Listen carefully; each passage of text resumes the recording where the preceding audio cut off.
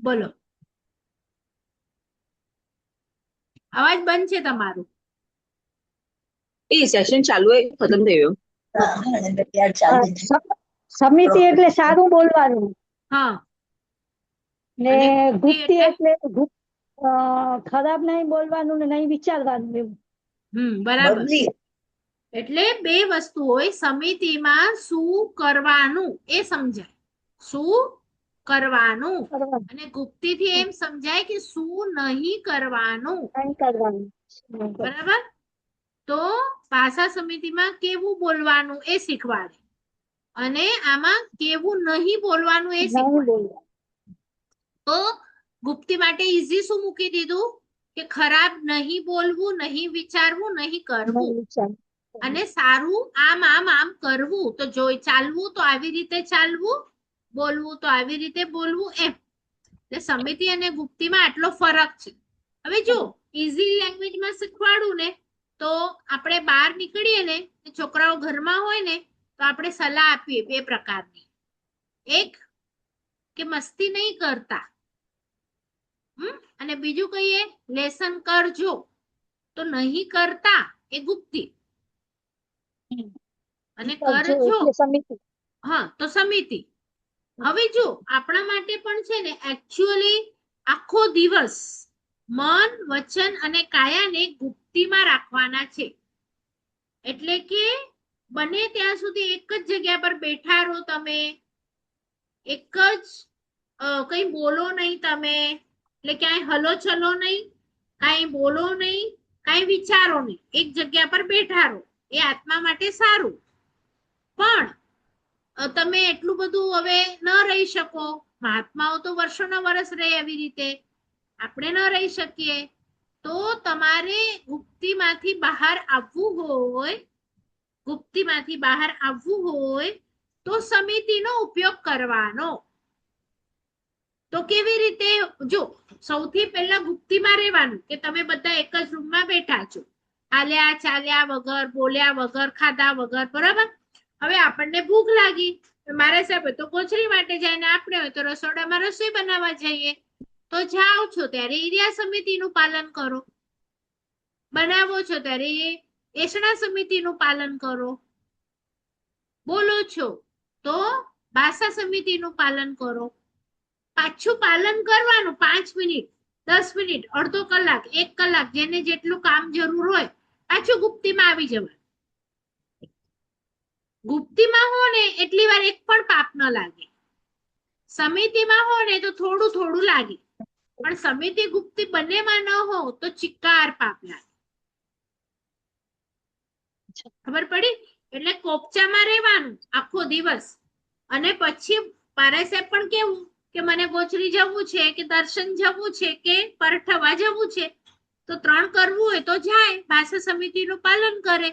કોઈક રસ્તામાં મળે તો ભાષા સમિતિ ભાષામાનનું પાલન કરે, અને ખાવું હોય તો એષણાનું પાલન કરે, ચાલવું હોય તો ઈર્યાનું પાલન કરે, પાછા આવી જાય. તમે જોજો ને તો કાયોત્સર્ગમાં ઉભા હોય, તો તમે કાયોત્સર્ગમાં ઉભા છો એનો મતલબ શું છે? કે તમે હમણાં કોઈનું ખરાબ બોલતા નથી, વિચારતા નથી, અને કાંઈ કરતા નથી. એણમ મોણેણમ જાણેણમ. કોણ કેસે એનો અર્થ થઈ ગયું છે તમારા ક્લાસમાં? ઠાણેણમ, મોણેણમ, જાણેણમ. અપ્પાણું ઓશિરામી. મન વચન થી, કાયાથી. પણ કયો શબ્દ કોને લાગશે? ઠાણેણમ એટલે કોને લાગશે? ને શું એનો મતલબ? મોણેણમ એટલે શું, ને જાણેણમ એટલે શું? ઠાણેણમ એટલે, મોણેણમ એટલે વચન. તમને ખબર? મોણેણમ એટલે મન, ઠાણેણમ એટલે વચન. હા, ઠાણેણમ મોણેણમ સાણેણમ. એટલે કહું છું હજી બી અર્ધમાગધી શીખો, બહુ ફરક પડશે. ઠાણ, ઠા શબ્દ છે સ્થાનો, સ્થાન. તો સ્થાનને ભૂલી જાઓ. સ્થાન માટે એટલે કાયાથી એક જગ્યા પર ઉભા રહો, બધું સ્થાનને ત્યાગી દો. ઠાણેણમ એટલે બધા સ્થાનનો હું ત્યાગ કરું છું. સ્થાન એટલે જગ્યા, એટલે હું એક જગ્યા પર ઉભો રહીશ, બરાબર. મૌણેનમ એટલે હવે હું શું કરું છું? મૌન લઉં છું, મૌન છે. એટલે વચનનું છે આ. મૌન લઉં છું ને, એટલે વચનને પણ ત્યાગું છું. પેલા કાયાને બધી પછી જગ્યાએ વચન. હલનચલન થી બચાવી લીધું, બધા બોલવાથી મોઢાનું કરું છું. ને હવે જાણેણમ એટલે ધ્યાનમાં જાઉં છું, એટલે ધ્યાનમાં જે મારા સંસારના વિચારો હતા કે પાપના વિચારો હતા, તો એ બધાને પણ હવે હું ત્યાગું છું. ધર્મનો વિચાર કરીશ. એટલે તમે શું કરો કાયોત્સર્ગમાં? કાં તો નવકાર બોલો, કાં લોગસ બોલો, કાં જાપ કરો. તો આ બધું કરો છો એટલે તમે બીજું બધું જે ખરાબ છે સંસારનું છે એનો ત્યાગ કરો છો. એટલે તમે જ્યારે પણ ઠાણેણમ બોલો તો હું મારા કાયાને સંપૂર્ણ બધી જગ્યાઓ, ચૌદરાજલોકમાં તો કેટલી બધી જગ્યા છે, તો હું ચાલવાથી રોકું છું, એક જ જગ્યા પર ઉભો રહીશ, એવો ભાવ આવવો જોઈએ. ખાલી બોલી લો તો ન ચાલે કે કોઈક જો તો ઊંધો, મન જો ઊંધો, નકા વચન જો ઊંધો, નકા કાયા જો ઊંધો, એવું નહીં, ગોલ ગોલ નહીં. તમને બરાબર ઠાણેણમમાં એવો ભાવ થાય કે હું એક જ જગ્યા પર ઉભો રહીશ. મોણેનમમાં થાય મારે હવે મૌન લેવાનું છે, કાંઈ બોલવાનું નથી. ઘણું બોલ્યા સંસાર માટે તો, અને જાણેનમ એટલે ઘણું વિચાર્યું આખો દિવસ અને રાત. હવે મારે હમણાં કાંઈ વિચારવું નથી, પચખાણ લઉં છું, બધું ઓસીરાવું છું, એમ. તો આ તમે ગુપ્તીમાં જઈ રહ્યા છો. તમે સારું તો વિચારવાના જ છો, એટલે એવું નથી કે નથી વિચારવાના, પણ ખરાબ કોઈનું નથી વિચારવાના હમણાં, એટલે તમે ગુપ્તીમાં છો. એટલે સવાલ શું કીધું આપણને? ગુપ્તી શું અને સમિતિ શું? તો ગુપ્તીમાં એવું આવે કે શું નથી કરવાનું, અને સમિતિમાં શું આવશે? શું કરવાનું છે. હા, અને પહેલા હંમેશા વધારે ગુપ્તી પાડવાની હોય, અને વધારે સમય ગુપ્તી પાડીને વચ્ચે નાનું નાનું સમિતિમાં જવાનું હોય, કે થોડુંક ચાલી આવ્યા, થોડુંક રસોઈ બનાવી લીધી, પાછા આત્માના ઘરમાં આવી ગયા, પાછા સામાયિકના ભાવમાં આવી ગયા, પાછું બધું પૂદગલ ઓસીરાવી દીધું, પાછું જમવાનું ટાઈમ થયો કે કપડાં ધોવાનું કઈક એવું થયું, પાછા સંસારમાં ગયા, થોડુંક પરઠાવ્યું સરખી રીતે, આદાન ભંડમટ સરખી રીતે સમિતિ પાડી, પાછા ગુપ્તીમાં આવી ગયા. તો શ્રાવક શ્રાવિકા આવી રીતે જીવે. પાછા આત્માના ઘરમાં આવી ગયા કે નહીં, હું આત્મા છું, મારે મારું ધ્યાન ધરવું છે, બીજું બધું કઈ નથી કરવું, એમ. તો આપણે માર્ગને વિશે બોલીએ છીએ ને, એમાં પણ આવે છે આ માર્ગને વિશે. જતા આવતા પૃથ્વી કાય, અપકાય, તેવ કાય, વાવ કાય, વનસ્પતિ કાય, ત્રસ કાય, નીલ, ફૂલ, માટી, પાણી, કણ, કપાસિયા, સ્ત્રી પુરુષાદિક તનો સંકટ હોય, જો 5 સમિતિ 3 ગુપ્તી સારી રીતે પાડી ન હોય તો આપણને ખબર જ ન હોય, આપણે પાડીએ કેવી રીતે? શ્રાવકને પણ 5 સમિતિ ને 3 ગુપ્તી તો રોજે પાડવાની હોય, 24 કલાક પાડવાની હોય, પણ તમે તમારા છોકરાઓને 5 સમિતિ અને 3 ગુપ્તી થી વાકેફ ન કરાવો, એ લોકો કેવી રીતે પોતાનું જીવન જીવે? શાસ્ત્રમાં લખ્યું માત્ર સમિતિ અને ગુપ્તીનું પાલન કરતા પણ મોક્ષ થાય છે. હવે આ જે હતા ને નાના મુનિ અયમુત્તા, તો શું છે? તો મારું અડી ગયું પાત્રું, તો મારી સમિતિનો ભંગ થઈ ગયો, ગુપ્તીનો ભંગ થઈ ગયો, એટલું વિચારમાં ચડ્યા, અને તરત ઈર્યાવય બોલવા લાગ્યા. ઈર્યાવયનો સૂત્રનો આધાર લઈ તો મોક્ષ થઈ ગયું એમનો, કેવળ જ્ઞાન થઈ ગયું એમને.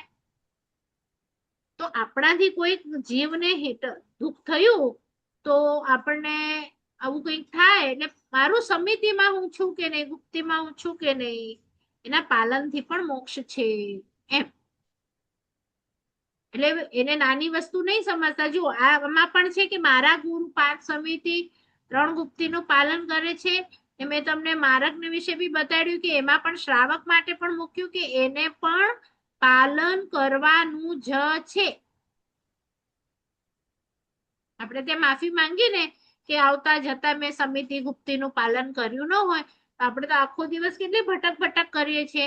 તો બધી વખતે મારાથી નીચે જોઈને ચલાયું કે નહીં, હું દરેક વખતે બોલતો તો સમિતિ કે ગુપ્તીમાં પાલન મેં રાખ્યું કે નહીં, આખો દિવસ ઘરમાં આમ કપડા મૂકું, વાસણ મૂકું, તો એમાં પાલન મારું થાય છે કે નહીં? આદાન ભંડમટમાં પરિસ્થાપનિકામાં પરઠવું છું, તો એમાં કઈ થાય છે કે નહીં?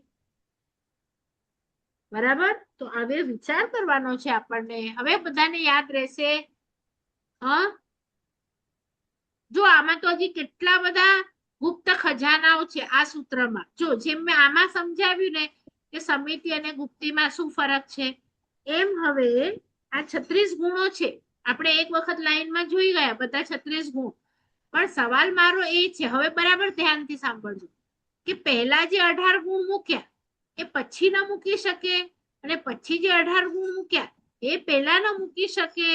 આખર તો 36 ગુણ છે, કોઈ પણ ક્યાં પણ મૂકો તો ચાલે કે ન ચાલે? અને આ ન ચાલે કે ચાલે, તો ક્રમ આવો કેમ છે? મારો સવાલ એમ છે.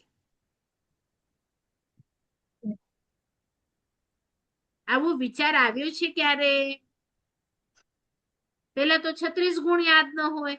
36 ગુણ યાદ હોય ને એવું વિચારવાનો સવાલ ના આવે કે પેલા આ કેમ છે ને બીજો આ કેમ છે, ને પેલા 18 જ છે તો એ પછી 18 કેમ ન મૂક્યા ને ઓલા પેલા કેમ ન મૂક્યા? ખ્યાલ આવે છે હું શું કઉ છું? એટલે આટલું ડિટેલમાં આપણે જતા જ નથી. ને આપણે કોઈક વ્યક્તિ હોય તો કેટલું ડિટેલમાં જઈએ. આપણે સગપણ કરવું હોય કે કોઈકનું કંઈક લેવું હોય તો કેટલું ડિટેલમાં જઈએ. ચાલે આટલું ઉપર ઉપરથી ખબર હોય તો? તો આ સૂત્ર જ્યારે ભણીએ ત્યારે કેમ ન ચાલે ડિટેલમાં જવાનું?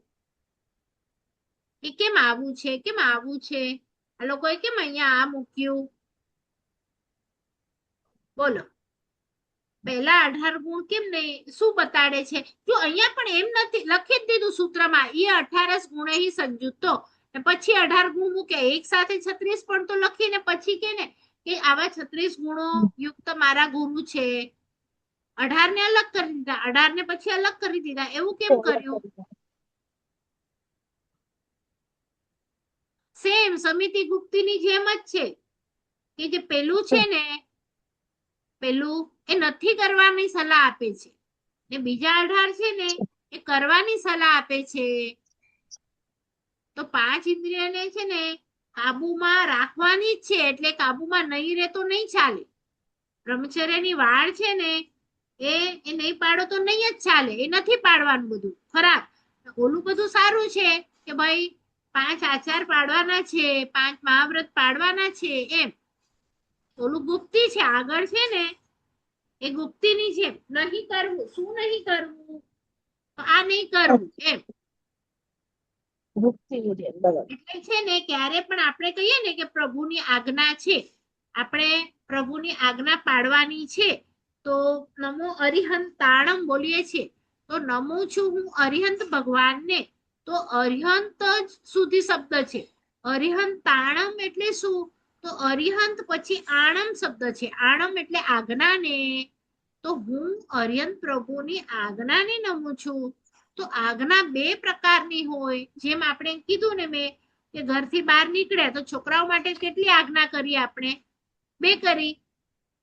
એક શું કરું છું ને હું એક શું નથી કરવાનું. આપણે એમને એમ કહીએ મસ્તી નહીં કરતા, ખાલી એટલું જ કહીએ તો ચાલે? ભલે ચલો મસ્તી નથી કરી પણ પછી લેસન પણ ન કરે તો ચાલે? એટલે ખાઈ લેજો, લેસન કરી લેજો, એમ પણ કહીએ ને. શું કરવાનું છે એ પણ કેવું પડે, અને શું નથી કરવાનું એમ પણ કેવું પડે. તો પ્રભુની આજ્ઞા બે પ્રકારની છે આપણા શ્રાવક માટે, કે આવું આવું કરજો ને આવું આવું નહીં કરતા. તો એક હોય ગુપ્તી હોય, એક હોય સમિતિ હોય. સમિતિમાં શું કરવું, તો કરવું જે હોય સારી રીતે કરવું, અને ગુપ્તી હોય નહીં કરવું, તો આ નથી કરવાનું, જે ખરાબ છે નથી કરવાનું. તો મનથી ખરાબ નહીં વિચારો, વચનથી ખરાબ નહીં બોલો, અને કાયાથી ખરાબ નહીં કરો. આ નહીં કરો વાળી સલાહો છે. ને ઓલી શું કરો, તો આવું આવું કરો, તો એ શું કરો તો સારું કરો, એની સલાહો છે. એટલે બંનેનો ભેદ સમજાયો તમને? તો એમ 18 ગુણો અને 18 ગુણો છે ને આચાર્ય ભગવંત માટે, એ શું છે 36 ગુણોમાં? કે ભાઈ તમે 5 ઇન્દ્રિયને કાબુમાં રાખજો, નહીં રાખો તો નહીં ચાલે.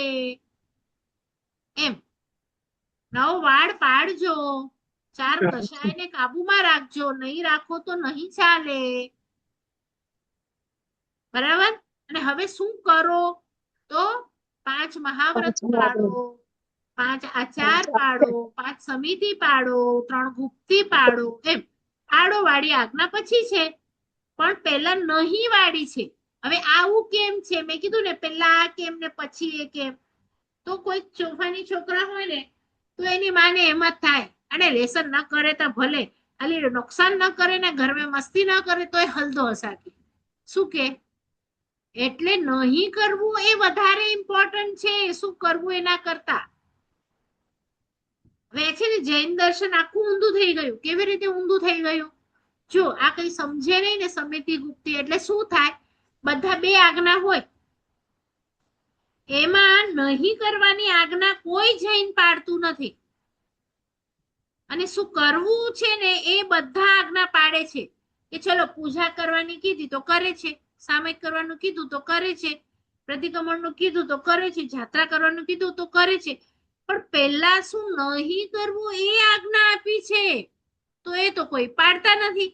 હવે શું નથી કરવાની ના પાડી બોલો? રાત્રિ ભોજન નહીં કરો.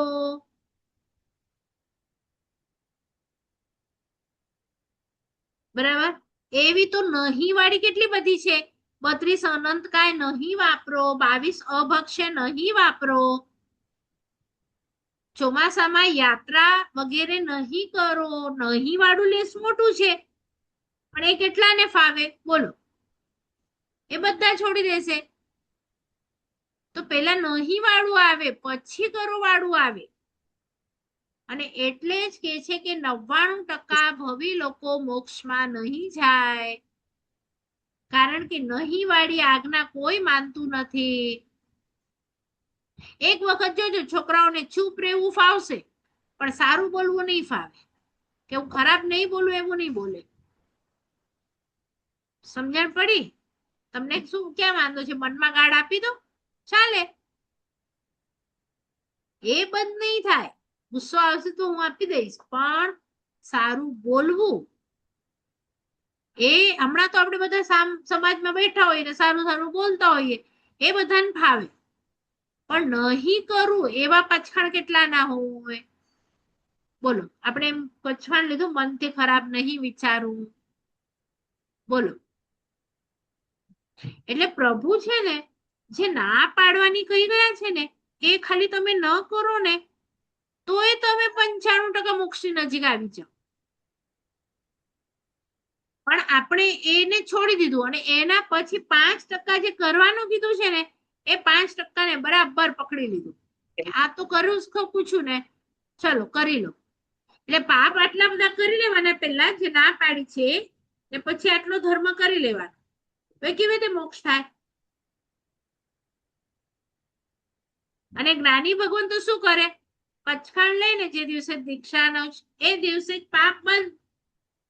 એટલે નહીં કરવાનું બધું છોડી દીધું કે નહીં? 18 પાપનો ત્યાગ કરે છે ને દીક્ષા લે છે ત્યારે. એટલે નહીં કરવા વાળું હોય ને એ તમે ન કરો ને તો તમે આજ્ઞામાં આવી ગયા એમ કહેવાઓ. ખ્યાલ આવે છે? આજ્ઞાઓ 2 હોય, એક શું નહીં કરો ને એક શું કરો. તો નહીં કરો વાળું પહેલા નહીં કરવું જોઈએ. દાખલા તરીકે હું તમને કહું કે ખીર બનાવજો મારા માટે, તો હવે તમે ઘરે તૈયારી કરી.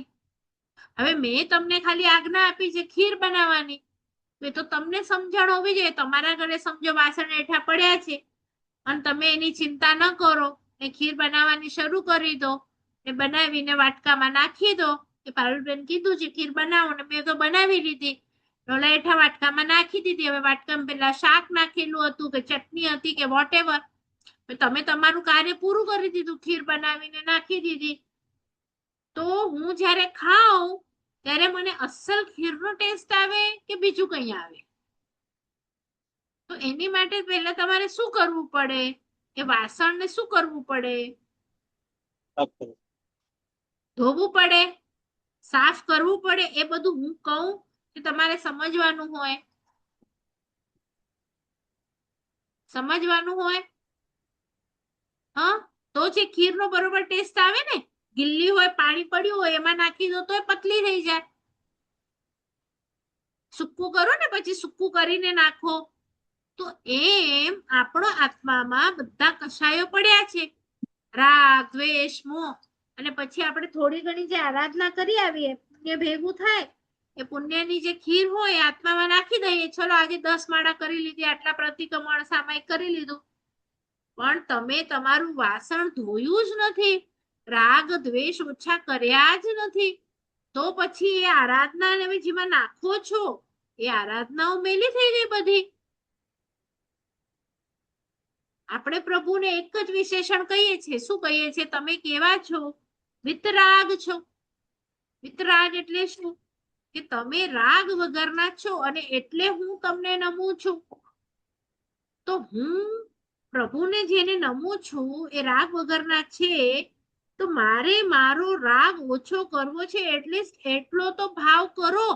થાય ના થાય પછીની વસ્તુ છે, પણ હું જે પણ આરાધના કરું છું, મારે પણ પ્રભુ તમારા જેવા બનવું છે, ને તમે રાગ વગરના થયા ત્યારે પૂજાયા, તો હું ક્યારે રાગ વગરનો થઈશ? ખાલી એક આટલો ભાવ કરીને પછી તમે પૂજા કરો, આટલો ભાવ કરીને સામાયિક કરો, આટલો ભાવ કરીને 99 કરો, કંઈ પણ કરો, પણ તમારું લક્ષ્ય શું હતું? કે મારે પણ રાગ તોડવો છે. આપણે શું કરીએ છીએ બધી આરાધનાઓ કરતી વખતે? અરે ये मुझे शुक्र है, अरे मुझे शुक्र तो कटाक्ष नहीं कर रहा था. તો એનો મતલબ કે તમારો રાગ તો યથાવત છે. તો હવે આ આરાધના શેની માટે કરવાની છે? તમારા રાગને પુષ્ટ કરવા કે રાગને તોડવા માટે? તો તમે થોડીક વાર નથી ભૂલી શકતા તમારો છોકરો છે? બોલો, કઈ સમજાય છે કે નથી સમજાતું? આપણે શું કરીએ છીએ કે પ્રભુ મારી આ ઈચ્છા છે, આ પૂરી કરો ને, આ જરા આમ થઈ જાય. પણ ક્યારે એવી ઈચ્છા કરીએ છીએ કે પ્રભુ મને કોઈ ઈચ્છા જ ન થાય તારી છે. એટલે ક્યાં ધર્મ ચુકાય છે એ ખબર પડે છે હવે. એટલે ગમે એટલું કરશો ને, હું તમને નથી કહેતી મોટા મોટા આગમો કરો, પણ જે નાના નાના સૂત્રોમાં મૂક્યું છે ને એનું તત્વ ચિંતન કરો. એ જેટલું તમે એકલા બેઠા હશો ને, અથવા ત્યારે પણ તમે ભેગા થાવ, મળો, ત્યારે આવી વાતો કરો તો તમારો ઉદ્ધાર થાય. કે આમાં આવું કેમ હશે? આપણે ગુરુ ભગવંત આવશે તો પૂછીશું, પંડિતજીને પૂછીશું. તમે ભેગા થાવ ને ઓલું ઓલું કરો ચર્ચા, કે જેનો કોઈ અર્થ જ ન હોય, તો તમને સવાલ જ ન થાય. આવા બધા સવાલ ન થાય એટલે જવાબ ન મળે. હવે જુઓ કેટલું નાનું સૂત્ર છે, ને સૌથી હજી તો સામાયિકનું પહેલું સૂત્ર છે, પણ આચાર્ય ભગવંતના ગુણ, આગળ આ કેમ, પાછળ આ કેમ, સમિતિમાં શું, ગુપ્તીમાં શું, બધું ડિટેલમાં શીખો તો એકાદ વર્ષ નીકળી જાય કે ન નીકળી જાય? આરામથી નીકળી જાય. કારણ કે એક એક આચાર આપણે પંચાચારમાં નથી ભણ્યા કે શું આવે આચારોમાં, કે મહાવ્રતોમાં શું કરવાનું હોય, બરાબર? એટલે એક એક વસ્તુ હમણાં તો આપણે ખાલી ઉપર છેલ્લું જોઈએ છે કે 36 ગુણ છે, કારણ કે પેલા તો 36 ગુણ છે ખબર ન હોય, કયા છે એ ખબર ન હોય, બરાબર? પછી હું તમને પૂછું, ચલો નમો આયર્ય તો કેટલા વર્ષોથી આપણે બોલીએ છીએ, 50 વર્ષથી બોલીએ છીએ, પણ હું તમને કહું કે અમુક આચાર્ય ભગવંતોના નામ આપો તો કેટલા નામ આપી શકો? આ ગાથાઓ આવડે છે એટલે ઠીક છે, થોડા ઘણા ગાથામાં આવતા હશે, એના સિવાયના કેટલા આપી શકો? કારણ કે આયર્યાણમમાં હું નમું છું, તો એક બે આચાર્યને યાદ કરું તો ન ચાલે. આ પદમાં જેટલા પણ આ દુનિયામાં છે 36 ગુણો જેની અંદર છે, એ બધાને હું નમું છું. એ પદને નમવાનું છે. એ પદ એટલે શું? જેમ નરેન્દ્ર મોદીનું એક પદ છે પ્રાઇમ મિનિસ્ટર, એ પદને આપણે સેલ્યુટ કરીએ છીએ, નહીં કે મોદીને. એ પદ ઉપર જે આવશે આપણે પદને આપણે કરીએ છીએ કે જે પણ વડાપ્રધાન છે એને હું ટેકો આપું છું એમ. તો એ પદ ઉપર લાખો કરોડો લોકો પહેલાય થઈ ગયા ને પછી થશે, તો એ બધાને વંદન થાય. એટલે એક વ્યક્તિને વંદન કરો અને એક પદને વંદન કરો, તો પદ હંમેશા ચડી જાય. પણ નવકાર છે ને એમાં બધા પદ છે. નમો હરિહંતાણમ, કોઈ એક નામ નથી. તો એ અર્યંત પદ પર આવનારા જેટલા પણ છે, થઈ ગયા કે થવાના, બધાને વંદન આવી જાય. તો એના ગુણોને તમે વંદન કરો છો. અરિયન પ્રભુના ગુણો કેટલા? ચલો ફટાફટ રિવિઝન કરી આપે. કેટલા ગુણો? બધા માઇક બધા ઓન રાખી દો. ચલો કેટલા ગુણો અરિયન પ્રભુના?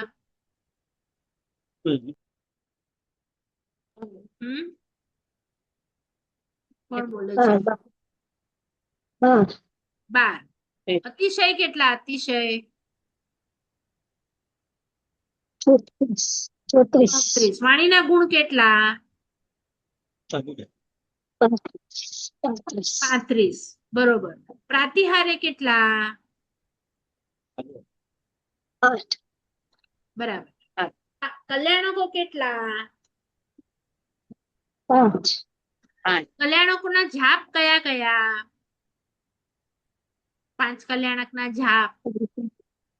7 કલ્યાણક હોય આજે કોઈનો કયો જાપ કરો?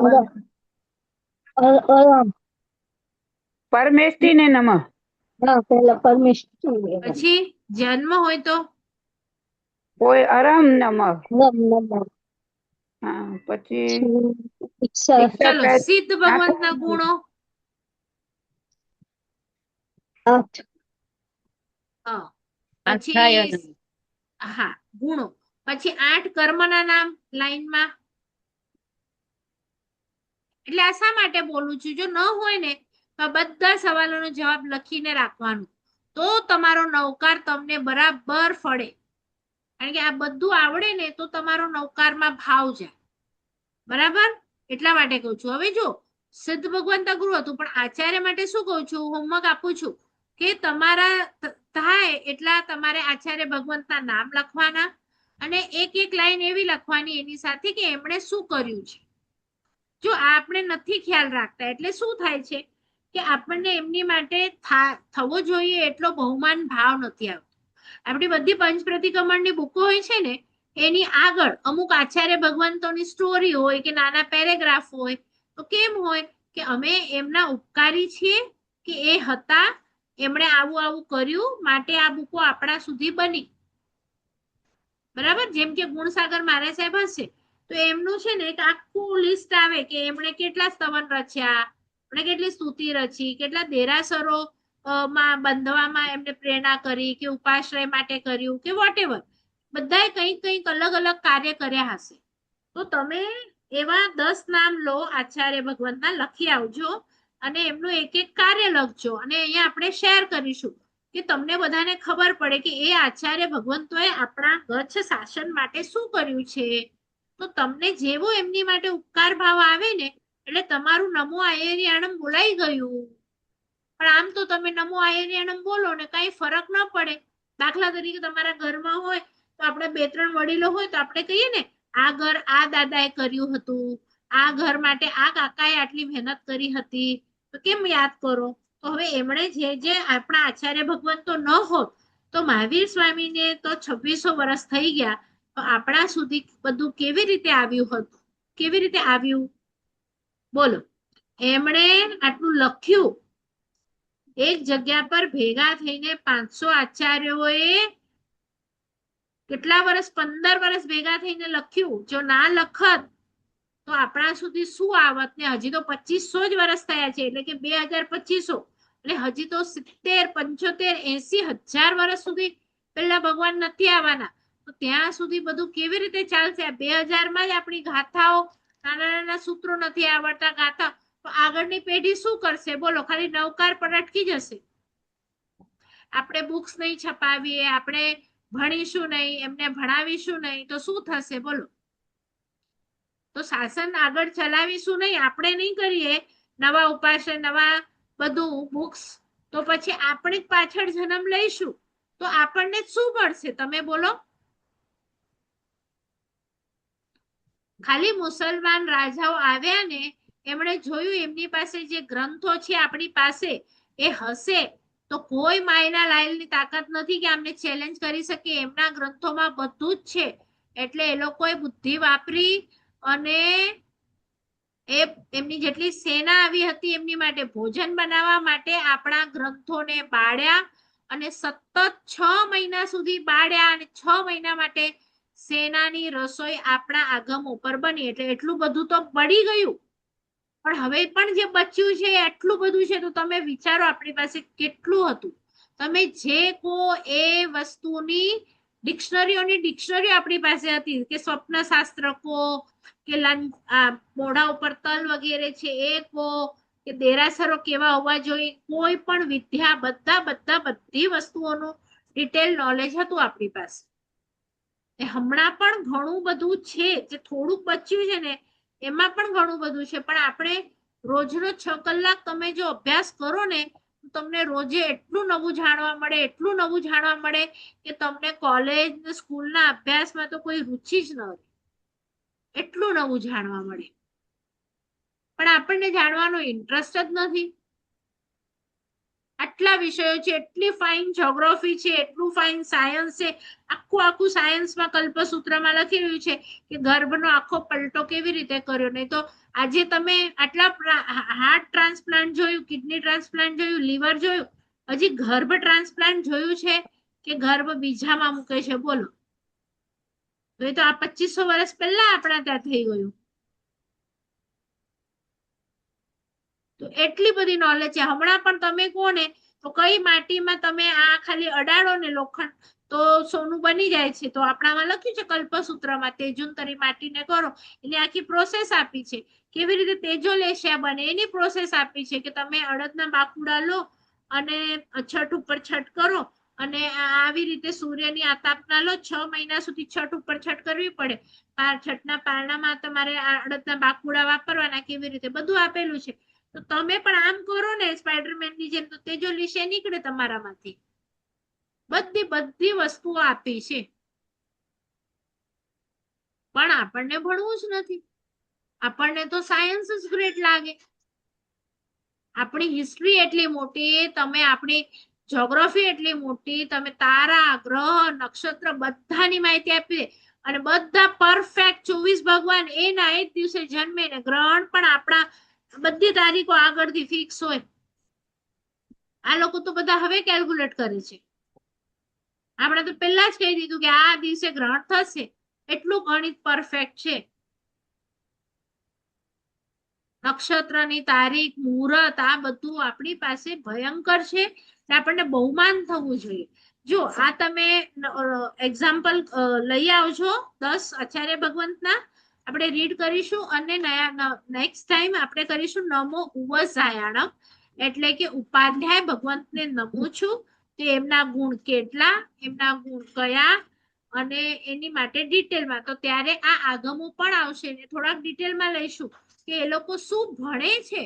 11 અંગ ને 12 ઉપાંગ. તો એ 11 અંગના નામ શું, 12 આપણને તો નામે નથી ખબર.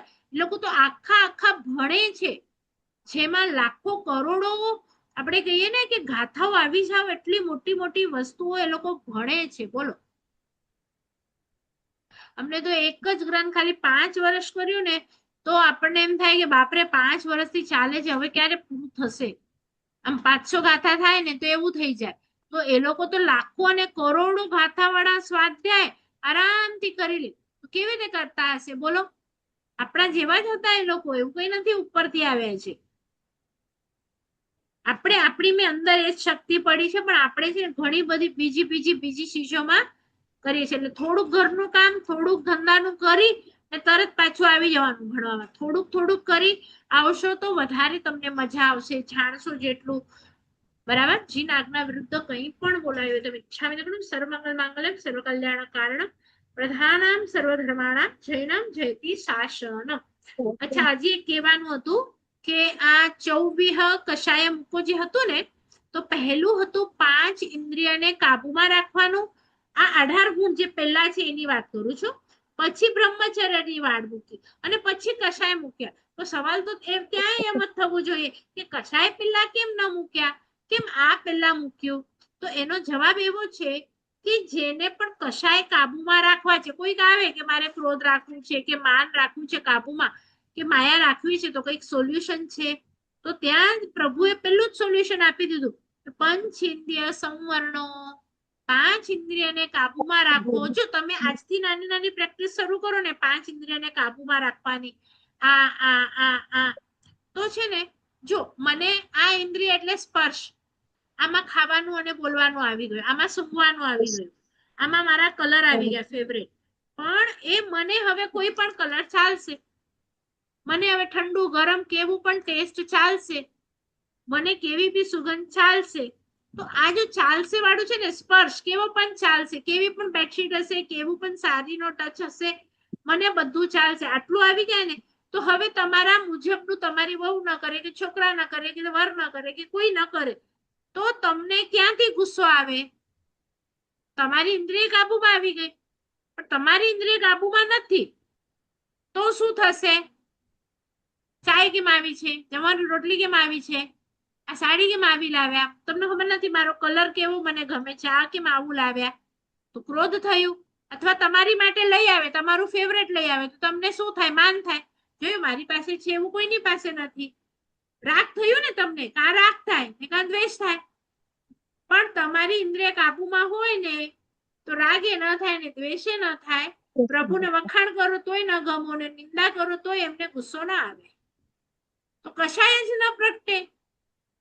તો ઇન્દ્રિયને કાબુમાં રાખીએ ને, તો બ્રહ્મચર્ય પણ ઇન્દ્રિયને કાબુમાં રાખવા માટે જ છે. તો કશાય કાબુમાં રહે. ખ્યાલ આવ્યું? તો કેમ કશાયને પાછળ મૂક્યું, ઇન્દ્રિયને આગળ મૂક્યું? એટલે ન તો ક્રોધ થાય, ન તો માન થાય, ન તો માયા થાય, ને ન તો લોભ થાય. ઇન્દ્રિય કાબુમાં આવી ગઈ. હવે શું કરું? જો કીડીઓ પણ એમ નથી વિચારતી કે બીજા ભાવ માટે અમે આવું કરીએ કે બીજા દિવસ માટે, ખાલી ભેગું કરે છે. હમણાં મને મળ્યું, તો આપણે તો કાલ માટે ને પરમ દિવસ માટે બધું કરીએ છીએ. લોભ, ઇન્દ્રિય કાબુમાં નથી ને, કાલે નહીં મળે તો કેમ ચાલશે? તો સાધુ કેમ કે મળે તો એ ઠીક, ન મળે તો એ ઠીક, ભેગું ના કરે. એટલે ઇન્દ્રિય કાબુમાં, એટલે કશાય આવે નહીં. એટલે આ સિક્વન્સ છે, એને ધ્યાનથી વિચારજો. ચલો શાંતમાં રહેજો બધા. કઈ શીખવા મળ્યું આ સૂત્રમાંથી? હવે કઈ ભાવ ચેન્જ થશે આ સૂત્ર માટે? ચાલ, આમ ઘણા બધા હોય ને તો જરા મજા આવે વર્ક લેવાની. બરાબર? ચાલ, નેક્સ્ટ ટાઈમ